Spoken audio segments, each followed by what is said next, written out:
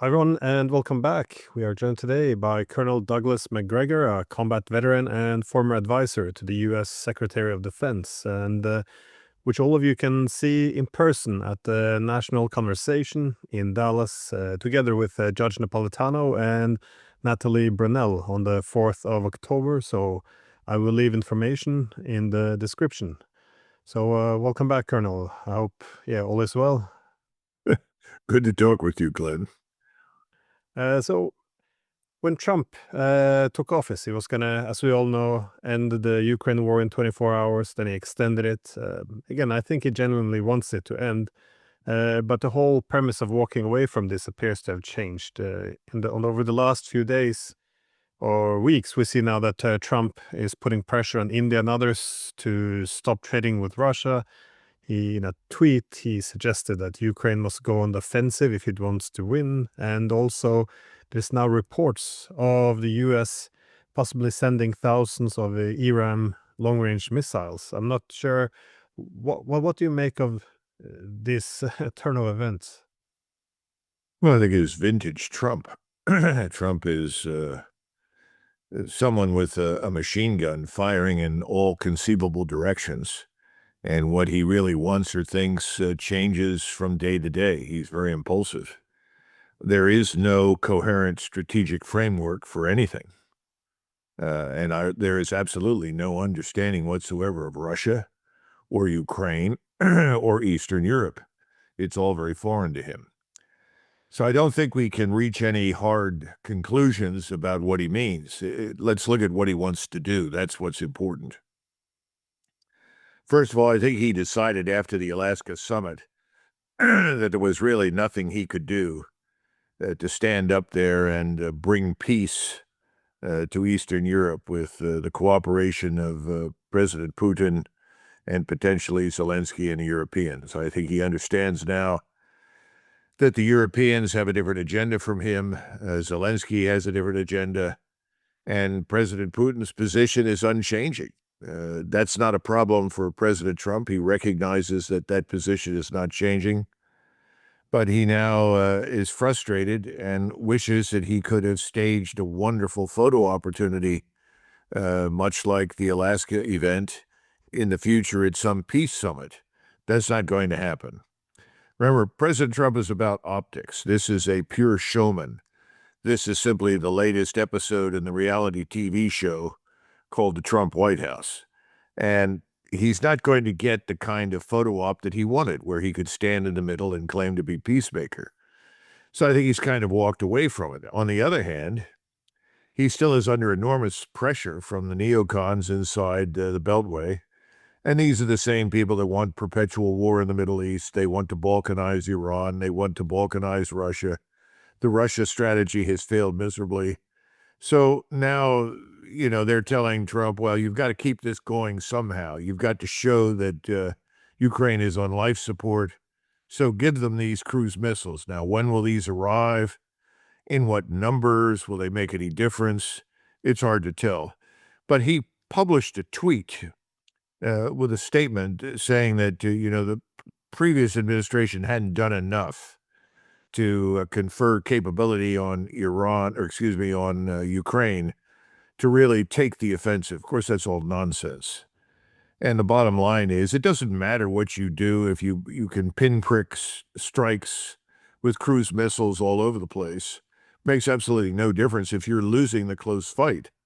We have this thing we call the deep fight and the close fight. The deep fight involves these long-range strike weapons, and they're very important. But if you think that you're going to win the war without a close fight, you've lost your mind. Eventually, the ground forces have to collide. Well, they've collided, and Ukraine has lost the close fight. And he doesn't seem to understand the difference. But we shouldn't be surprised by that. This is not someone who has a background in military affairs, international relations, diplomacy, none of those things. This is someone who comes to office as a businessman and sees the world through this lens. That's why we hear constantly about deal, deal, deal, deal.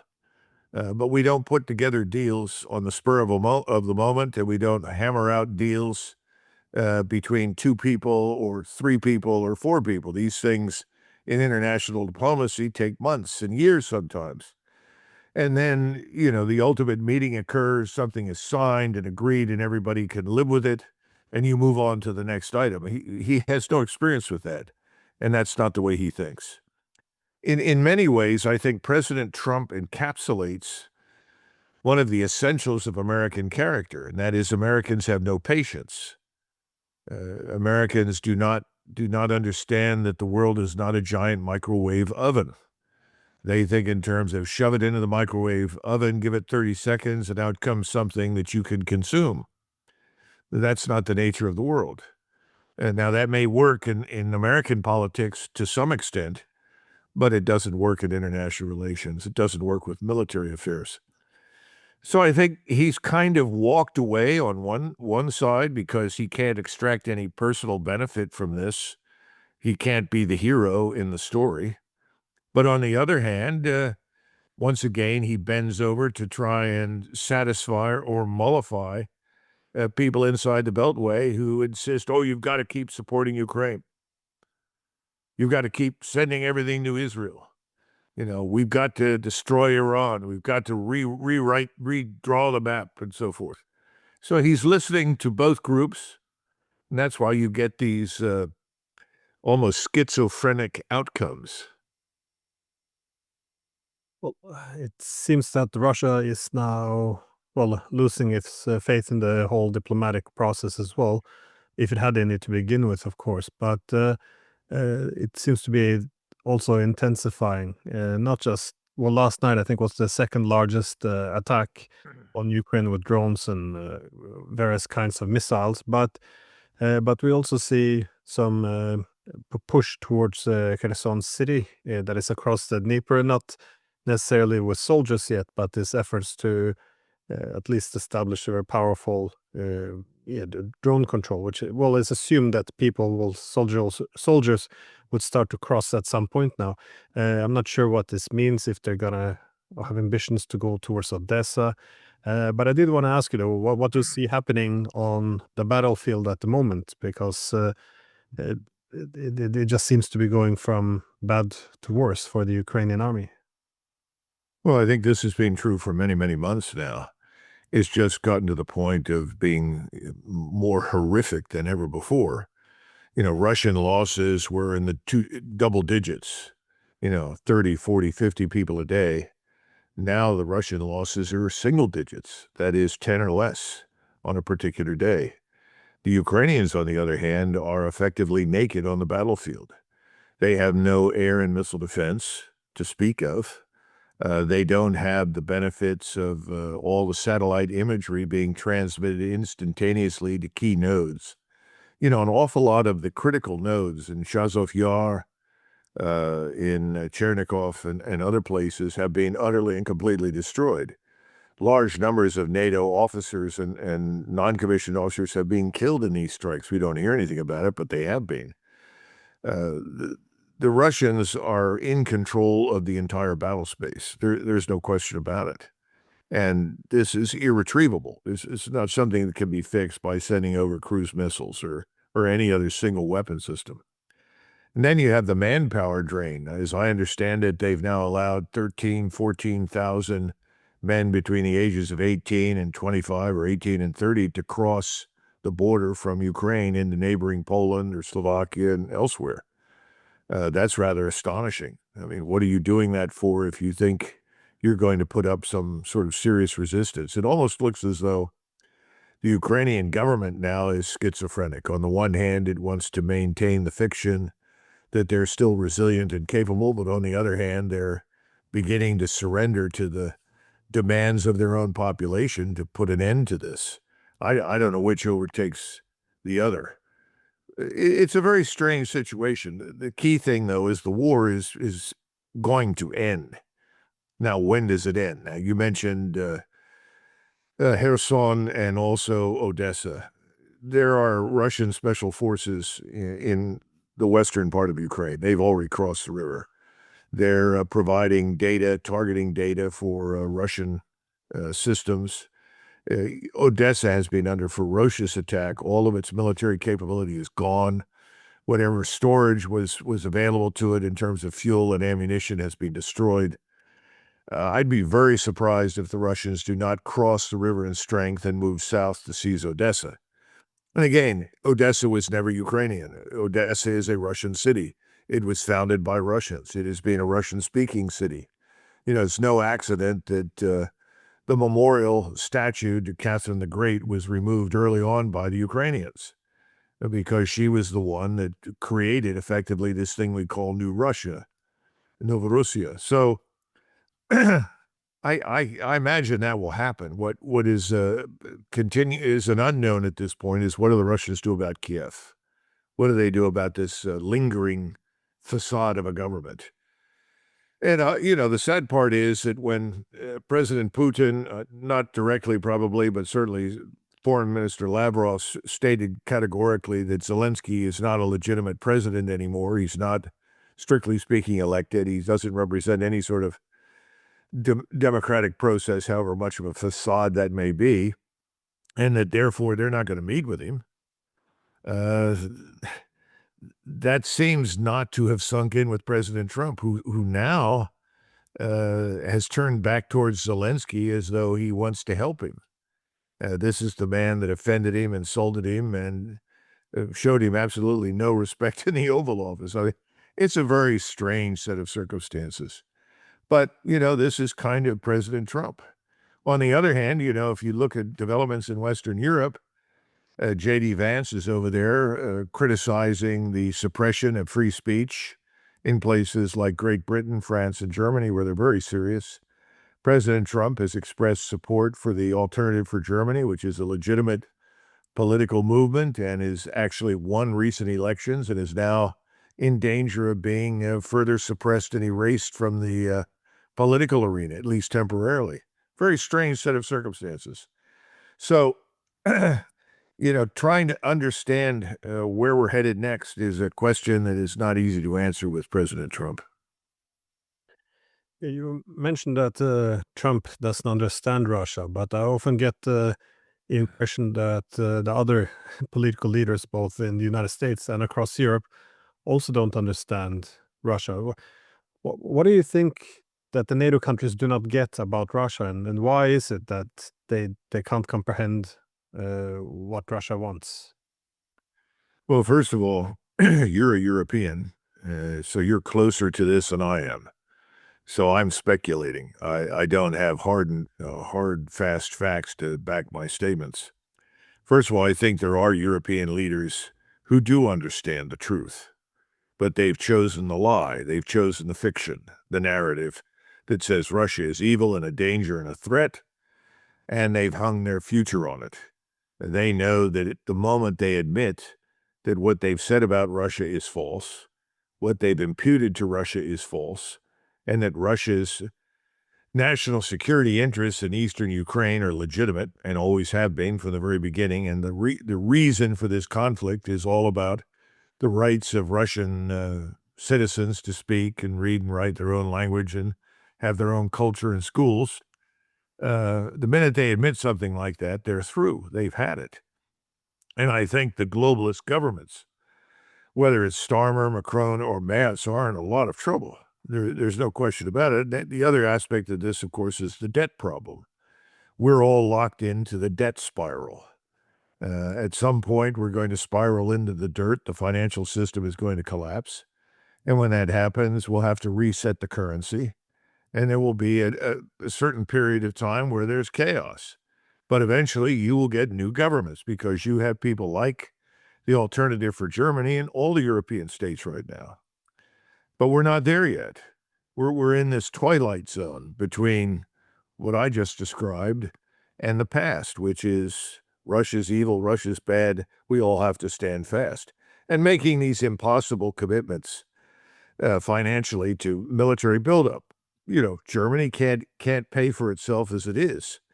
When I was over there the last time, everybody told me flat out that the medical system, the medical insurance system was bankrupt. That's been going on for years. It's bankrupt all over the place, but particularly in Germany and Austria. Well, if that's the case, how are you going to fund yourself when you try to build up a military structure? And it takes conservatively speaking, 10 years to build a viable new military establishment. And that's really what everybody has to do. They've got to start over. That's why all this business about a European peace force or something on the ground in Western Ukraine is just nonsense. It's hot air. It's meaningless nonsense. What are you going to send over there? The president of Poland has wisely, Nawrocki, the new one, has wisely said, no, there will be no Polish troops on the ground in Ukraine, period. Well, they've already been over there. They had several thousand people killed or wounded, and they don't want to go back, and they realize the folly of this whole thing. That's good. That's good news. And they need to go further, obviously. But I think the Orban model is going to become increasingly popular in Central East Europe. And that spells the end of the EU and NATO. All of these things are coming. They're on the horizon. Just as if you look at our situation here at home, gold is now the reserve currency, not the dollar. Nassim Taleb has been telling everybody that for the last 6 to 12 months. He's right. Our position is very fragile.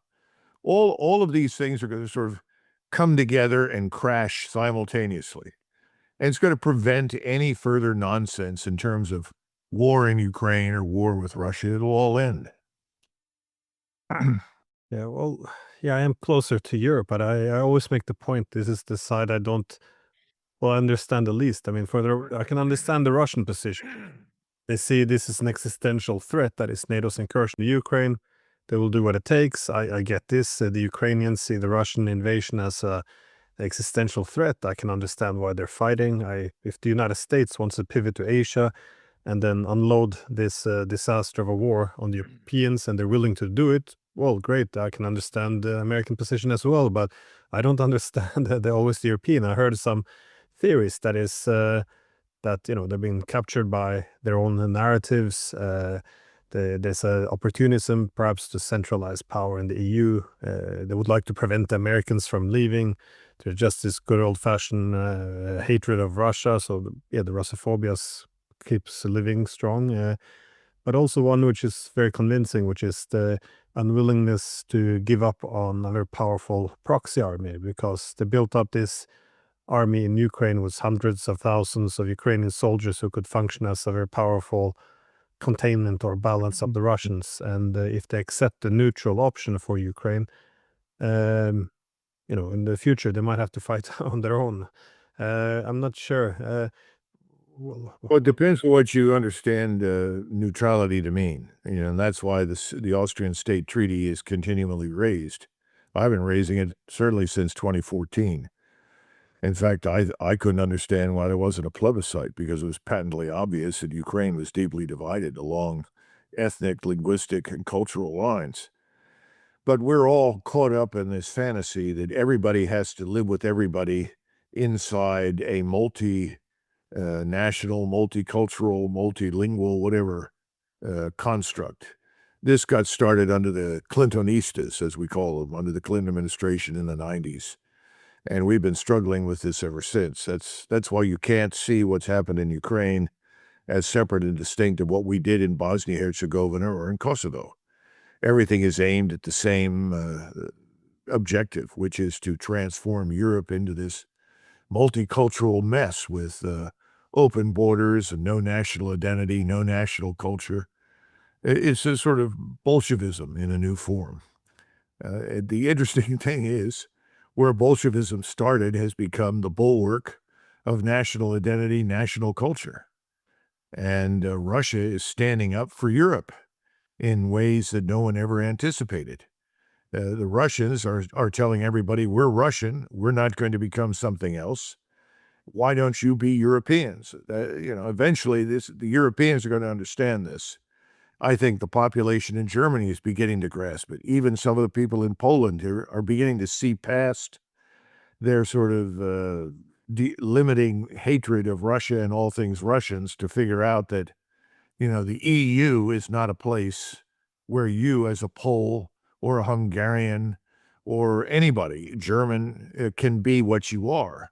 The EU is this highly centralized octopus that is there to dictate to you everything that you will be. And this thing we call European values, which is absurd, on its face, is being used as an instrument to beat everybody into submission.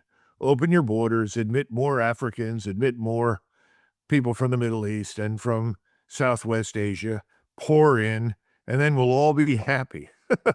You know, even in Germany, where the Germans have put up with this nonstop since 2015, 10 years, they finally begun to realize this is a catastrophe. It's impossible. But, when you say, do you understand Russia? I don't think they completely understand what I just described, but they're beginning to sense it. Yeah, well, how do you see as I think most people now recognizing we're moving towards the final stages of this war? That is, more and more very significant breakthroughs are occurring at a increasingly, increasingly often. But how would this war end then? Not just for Ukraine, but also for NATO, given that a lot has changed since 2022. And again, initially NATO had it was argued had a new mission. It was stronger than ever before. But I guess a lot of this was premised on NATO actually defeating Russia. So now that we are, NATO heading for defeat, how do you see what will I guess the transatlantic community look like at the end of this war? Well, you just raised an important question. And you said transatlantic. Remember, the North Atlantic Treaty Organization was composed really of states that bordered the Atlantic Ocean. It was never meant to be a continental structure. We transformed it in the 1990s into this growing, expanding continental structure. And the goal was to advance all the way to the Urals and beyond. In other words, to incorporate everybody into this sort of EU-NATO construct. That has clearly, indisputably failed. That's obvious. So if you're a Pole right now, and I was talking to some Poles recently, I asked them the very question. I said, what do you do? And I think the Poles, like many Europeans, for different kinds of reasons, keep looking for someone who's going to help to guarantee their existence. In other words, who's going to be daddy? Which, of course, was the word that Rutte used to describe the Europeans or something, or used to describe Trump as the sort of godfather of NATO, which, of course, Trump loves. That's music to his ears. And the truth is there will be no godfather. De Gaulle saw this coming back in the 1960s. Bismarck back in the 1870s kept saying, all these decisions of importance have to be national decisions. They have to be based on national interests, this business of communal decision-making. He used to criticize the European collective, the concert of Europe, as nonsense. In other words, the Poles need to decide what's in their interest, and that's what I told them. And if you think that you can sign a deal with Washington that guarantees your security where you live, you're very much mistaken. You might as well go back to 1939 and make the very dumb decisions that you made at that point, when you always had to make a choice. You had to choose one way or the other. Is it going to be Germany or is it going to be the Soviet Union? You chose neither, and what happened? You were ground into bits by the Soviet Union and Germany.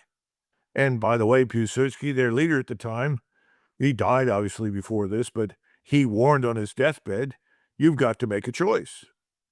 Now, the Poles cannot build Fort Trump and gratify Trump's ego and expect that that is their ticket to permanent security and salvation.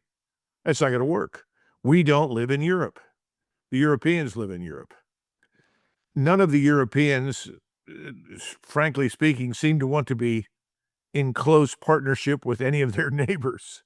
But the truth is that has to happen. And when you look at Ukraine right now, and you're right, this is grinding to a halt in Ukraine. It's coming to an end. Who decides what happens to the rest of Ukraine?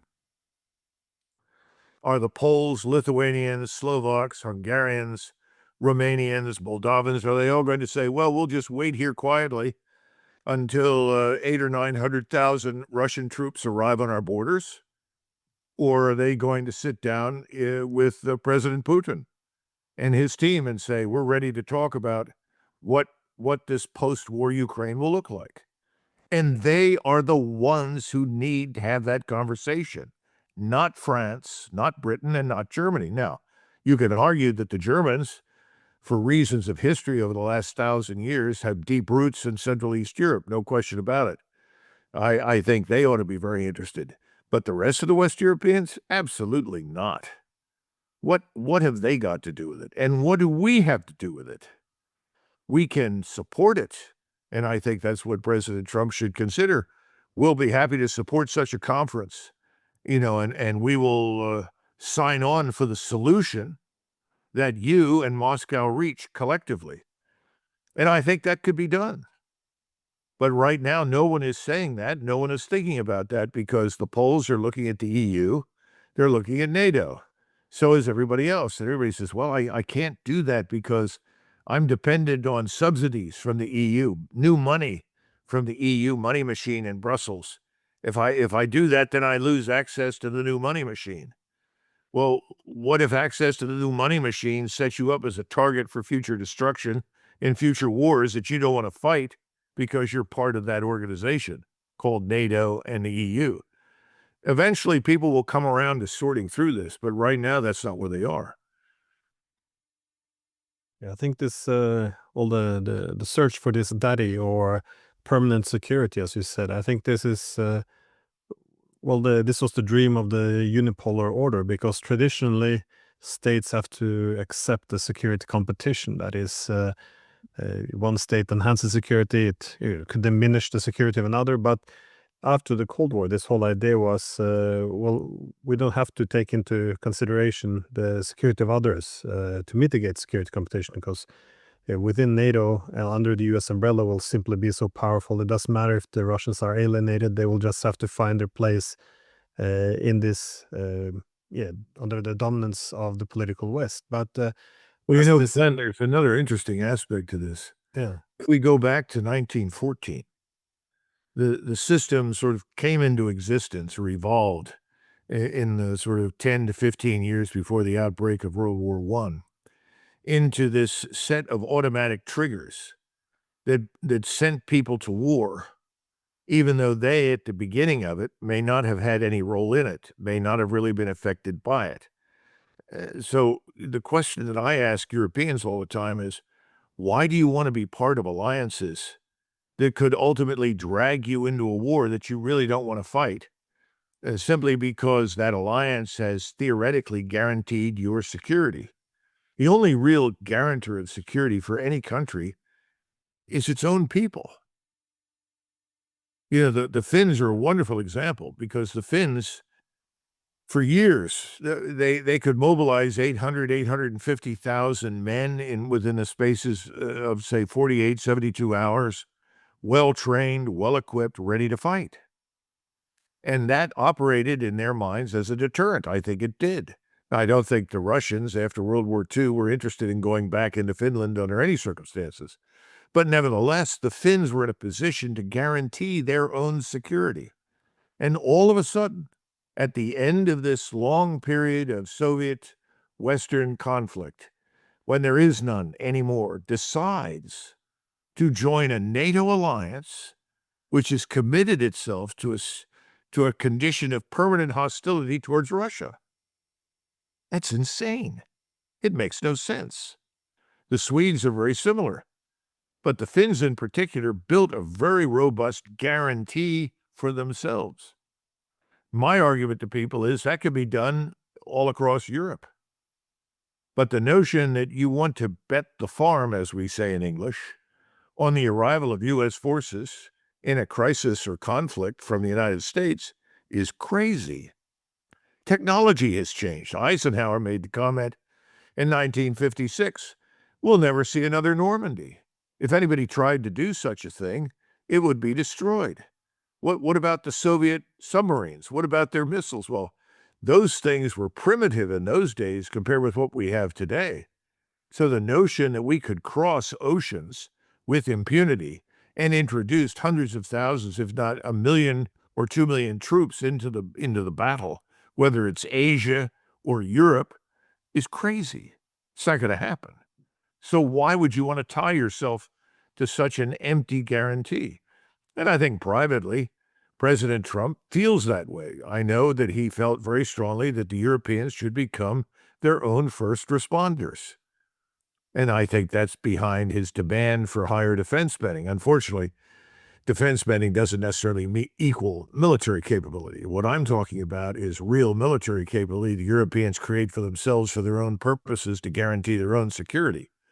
That's what's needed. And there's nothing to prevent people from being what I would call limited liability partners. That means that the Poles cooperate with the Germans or with the Slovaks or with the Czechs or with the Lithuanians for whatever specific purpose. But you don't necessarily sign on for a permanent alliance that triggers automatically a war that would involve you that you don't want to fight. So it is very strange to me with the experience of World War I and World War II, why the Poles and the people in Eastern Europe in general would not understand that and would not seek a different solution from the one that they're part of right now. I'm not sure if their historical memory is that great. I mean, I saw the Finnish president Stubb when he was talking to Trump, and his historical lesson was, you can't appease Russia, you have to confront. But the whole Finnish history was they made themselves neutral, and then the wars ended, and they had a successful role as neutral state until they abandoned it.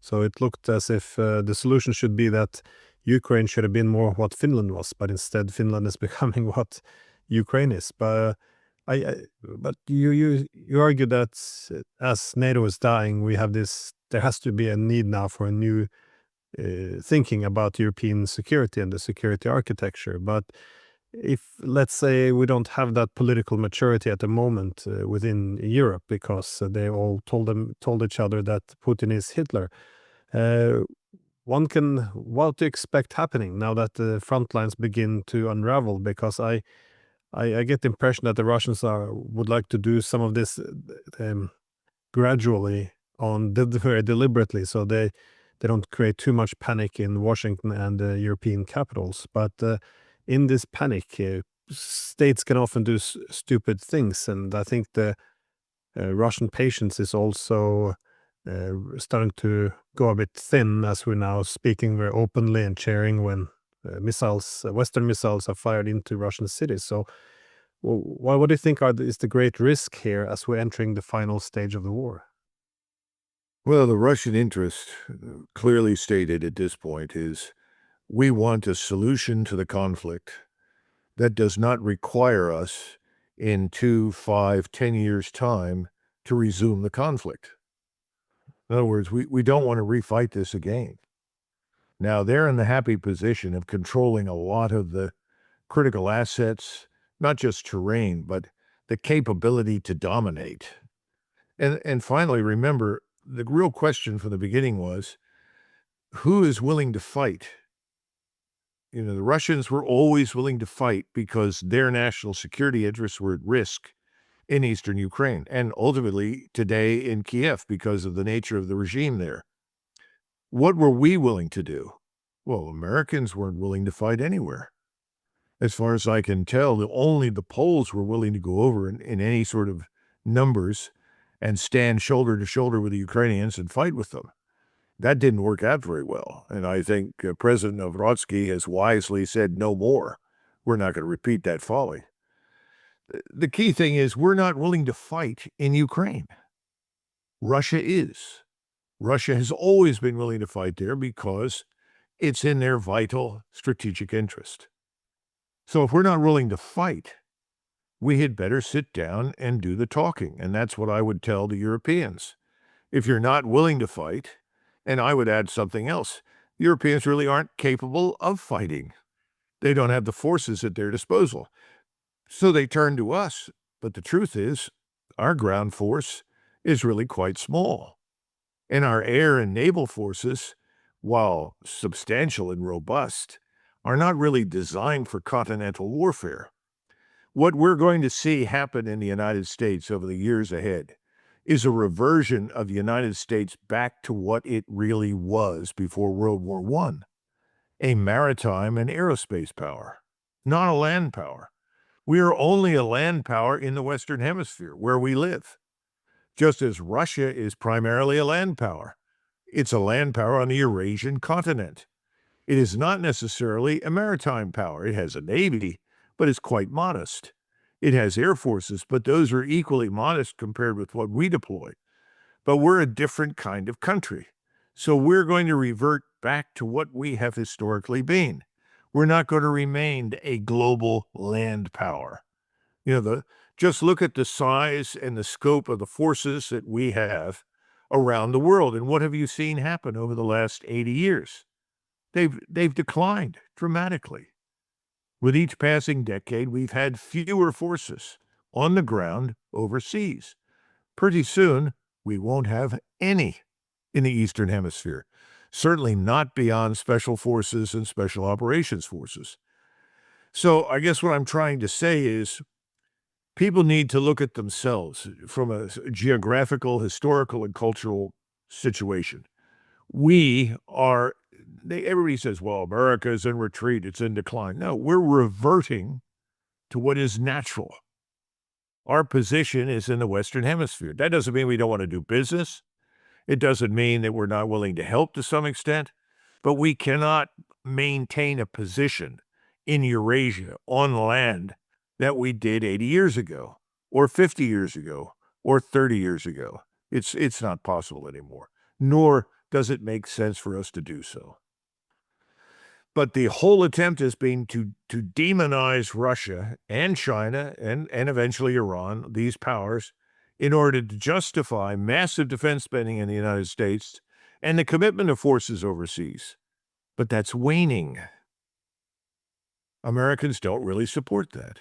And they have other more important priorities at home. It's an interesting observation that the Western countries don't want to fight and die for Ukraine, because the former advisor of Zelensky, Alexei Arestovich, he was making the exact same point. He said, ironically, the only two countries who would fight and die for us is Russia and Belarus, and they happen to be, the one they're fighting against now. So, but it's just, it just took me to my last final question, which is, how do you see the relationship between Russia and the West after this war? Because I'm getting some indications that there's some growing resentfulness on the Ukrainian side, that they more, they thought they were gonna be under some protective umbrella by the West, and this is why they fought instead of taking the peace agreement in Istanbul. I mean, this is what they were promised: fight, and we'll give you everything you need to win. Instead, they're seen to be used by a proxy. You hear a lot of leading political figures now, pro-Western ones, who are quite upset that that the Europeans essentially see them as cannon fodder, something to throw at the Russians. From very leading, this comes from leading European voices, by the way, as well. Do you think Ukraine will have a split with the West as well after this war? Because 69% of Ukrainians now say that they want an immediate end to the fighting through negotiations, while the Europeans don't even want to talk to Russia. So it doesn't look as if all the talk about standing with Ukraine really corresponds that much with reality. It's more like standing with Zelensky now, it seems. Well, the Russians historically refer to Ukraine as Russia's unfaithful wife. It's probably not a good analogy. I think the Ukrainians particularly, and you've got to go, once again, I understand, you're familiar with this. There is this thing called Western Ukraine, much of which used to be called Ruthenia under the Austrian Empire, and then it was Galicia, was part of this, Volhynia. These things are really in the West, and their center of gravity was more or less Lvov, which was previously Lemberg under the Austrians. The people that live there view themselves, and I happen to agree with them, I think they're right, as fundamentally Western. By the way, I think President Putin agrees with that. Would not dispute that for a second. President Putin has said on more than one occasion that these people would probably be much happier in some sort of confederation with the Poles or their neighbors in other capacities. That I think is indisputable. Then you have these people in the middle, sort of halfway across Western Ukraine. There's another section of the country that is a hybrid of Russia and Ukraine. And then as you go further and further east, it becomes more and more Russified. This is a hard nut to crack, but this has always been the problem with pretending that this whole construct called Ukraine was a modern, integrated political structure, a modern nation state. It wasn't, and it has never been. So I don't know exactly what happens after it's over, but I think the Russians are going to treat us in the West for at least the next 2 decades with considerable suspicion. They will maintain with us what I would call a cold peace. Now, that's despite whatever we do, because I think at some point things here will change and people will reach out to the Russians and want a better relationship. There's no question about that. We've already got them. And privately, there are people associated with President Trump who would like to do that now, but Trump seems to be incapable of leading that on his own. So it's going to be cold peace as far as Moscow is concerned with us. The Russian struggle with identity that says we are as Asiatic as we are European. That was the argument Dostoevsky made back in the 1870s. He said, you know, we're not really Europeans. We're almost Asiatic, and the Europeans have been bad trouble for us. We keep becoming involved in their wars. We should walk away from these Europeans. But that never really happens, as you know, because the Russians are, strictly speaking, European people. They're not part of the Asiatic complex, per se. There was this old story told by the British ambassador in St. Petersburg or in Moscow in Russia during the Napoleonic Wars. And he was very frustrated. He wrote back to London, and they kept asking him, what does the Tsar want? Tsar Alexander I, what's he want? What is his attitude? What are his feelings? And he kept saying, well, when he's in St. Petersburg, he's very pro-Western. But when you talk to him in Moscow, he's not. He said, so it's this schizophrenia. What is Russia? Is it Asiatic? Is it European? And apparently with Alexander I, who, frankly speaking, was German more than anything else, it depended on which capital he happened to reside in at any given point in time. But I think we have poisoned the water, we Americans, very much so, with the Russians for a long time. That's sad. If there is the turnover that I think is coming in the ruling elites, in the political elites, the ruling classes in Western Europe, then I think things could improve there faster with Russia. But with us, not for a very long time. Well, Colonel Macgregor, thank you as always for your insights. It's going to be some interesting weeks and months ahead. So, yeah, thank you so much. Sure. Thank you, Glenn.